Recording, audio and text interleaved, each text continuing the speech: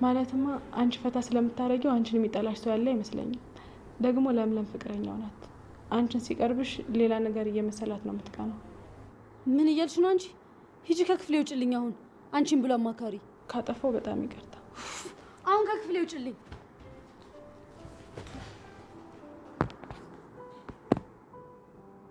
ሆድዬ ተያውጊኝ ምሽቱ ሳይነጋ ልቤ እንዲረጋጋ አንቺዬ ከነጋማ ወዲያ ብራ ነው ተያውጊኝ ገና ነው። በቃ አንቺ ልጅ አንቺን ያገባ ወንድ እኮ በቃ ሁሌ መሳቁ ነው። ሁሌ መሳቅ ከፈለክ ታዲያ አግባኛ። እኔማ ሚስቴ መታለች እና ከዚህ በኋላ በቃ እኔን አትፈልገኝም ማለት ነው? አንቺማ የራስሽ ቦታ አለሽ ልጁ።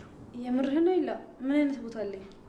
ያው ሲደብረኝ በሀሳብ ስዋጥ ሁሌ ስጨነቅ እኮ ሊዱ ከየት መጣች ሳይባል ፊት ለፊት ቁጭ ብላ ትዘፍናለች ወይ ትጨፍራለች። እንዳንቺ አይነት ሰው ማግኘት